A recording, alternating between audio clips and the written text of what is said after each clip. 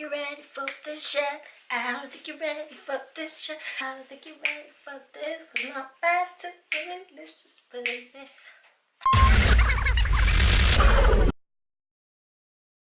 Hi guys, welcome back to my channel. Welcome to another episode of Surviving Adulthood. If you are new here, welcome. Hi, my name is Rose, and if you're returning, welcome back to this wonderful channel. Today's video, as you can tell by today's video title, is all about our growing parents. Okay, we're gonna talk about the switch that happens from you being the child to you becoming basically the adult now and just taking care of them and that whole process. Make sure you comment down below if you have anything to add to this conversation. If you enjoy the video, please make sure to give me a thumbs up, and if you enjoy this channel, make sure that you're subscribed to receive even more videos from me. And now, without further ado, let's get into 5 tips for dealing with our growing parents. So first thing, as always, disclaimer, I am not a social worker, I'm not a therapist, I'm not a psychologist. Everything that I talk about on my channel is purely from my own experience, but I like to share my experience because what I've realized as I've gotten older is that we're all basically figuring things out and going through the same things, so why not share our different experiences to help give light to other things and to just make us feel like we're not completely alone. Background about me: I am an only child. Yay. Being an only child is pretty good. When you're growing up, you kind of want to have siblings, and then you get older and you realize how amazing it is to have your own space, to never have had to share anything with anyone. But then what also happens as an only child is that as your parents get older, you are now completely responsible for their health and their well-being. I now have the opportunity to return that, and it's great. I think the greatest thing in life is to be able to take care of your parents, because everything that you are right now is because of them. Depending on your situation, I know for me, I feel like all the greatness that is Rose, right, is because my parents sacrificed for me, because of the things that my parents instilled in me. It's a great blessing. The issue is, while you yourself are figuring things out, while you yourself are adulting, having to take care of another person, it can be a lot. Okay, I know this was like the longest intro ever. It can be a lot. I just want to let you know, if you're experiencing this, that I'm here with you, and I'm going to give you some tips that has helped that whole experience of adulting and then caring for your parents.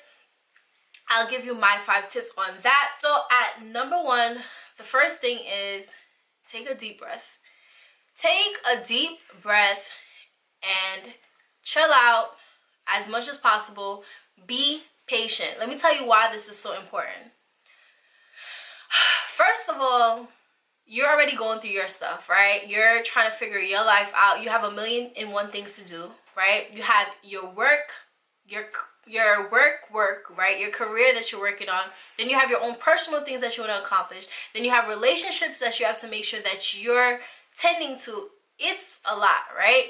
And now having to take care of someone else. The first thing is, just remember that the switch is new for them as well. The switch is new for you. You're changing and you're trying to accommodate and having to now take care of someone else. But remember, that switch is new for them too. They've been an adult all their lives. They've been running you all their lives. They've been doing their own things, and now they have to rely on another person. So it can be very hard on them as well. So be patient. For me, what I had to learn is that I run like this, right? I move like this. I'm a New Yorker, okay? I'm a New Yorker. I got places to go. I got people to see. Like, I don't have the time.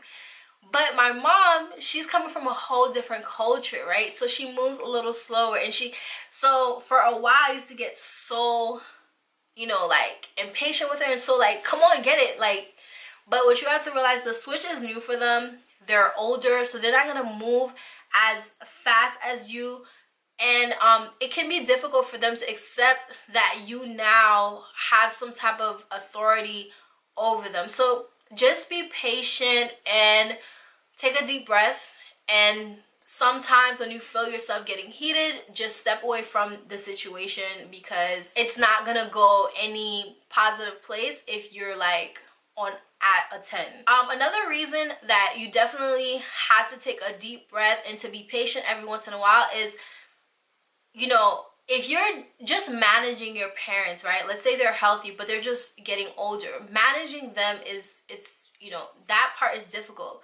Now, managing them if they have an illness, that is 10 times more difficult. And you really have to like just be as patient as possible and be as flexible as possible, because illness is not this like neatly packaged thing where it's like, oh well, we're gonna do this and we're gonna do that and then this is gonna happen, this is gonna happen. No, like you can do all that there is to do. You can do all that's instructed for you to do by doctors, and then randomly there's a symptom, randomly there's a, you know, you have to rush the person that you're caring for to the hospital or whatever the case may be. So be as flexible as possible and be as patient as possible and just take your time, because it's a process.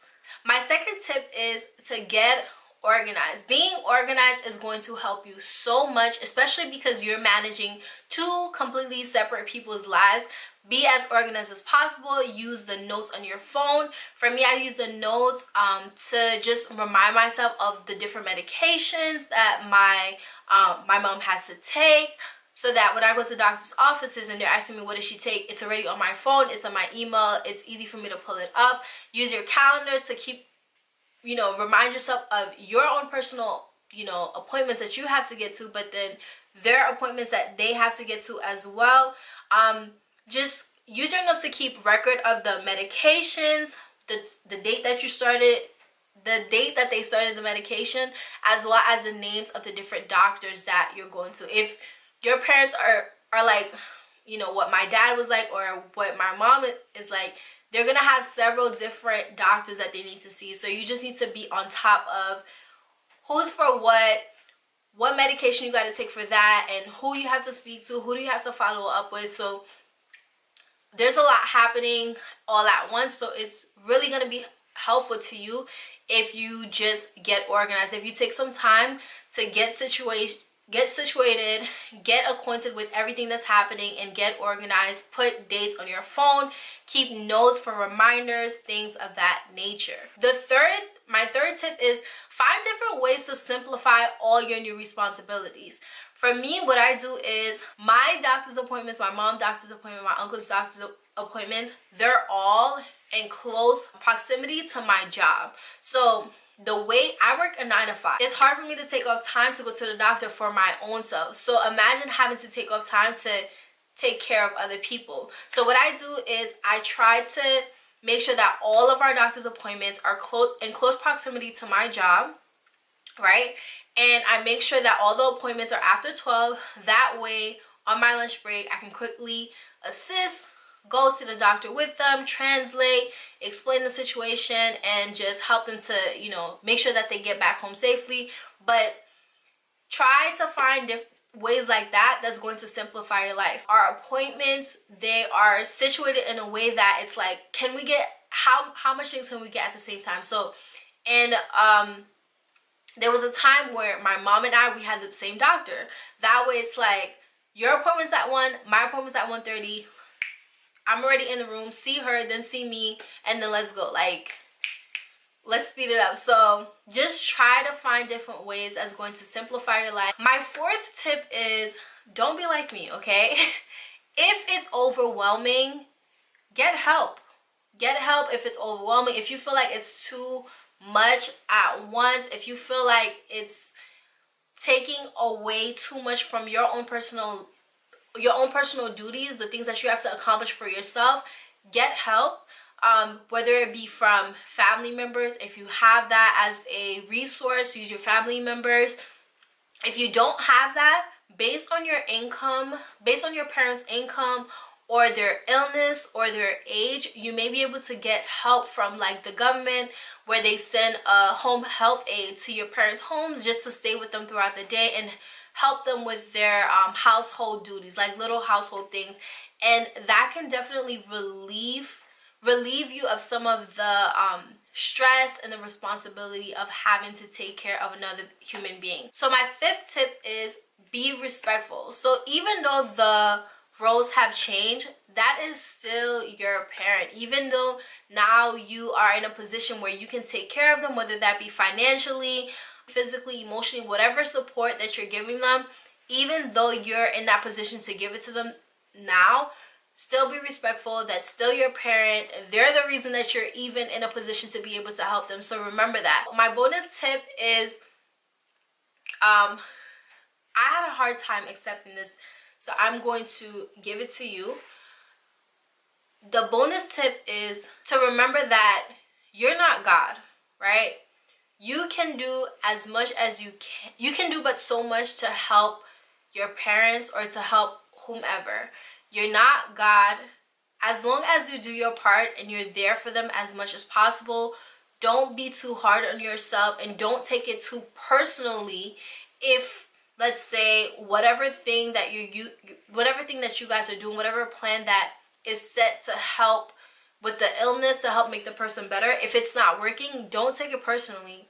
If the person passes away, don't take it personally. It has nothing to do with you. If you're like me and you believe in God, then you know that God works in his own timing. God does what he wants to do. God is grown, okay? God is grown. He's gonna do what he wants to do.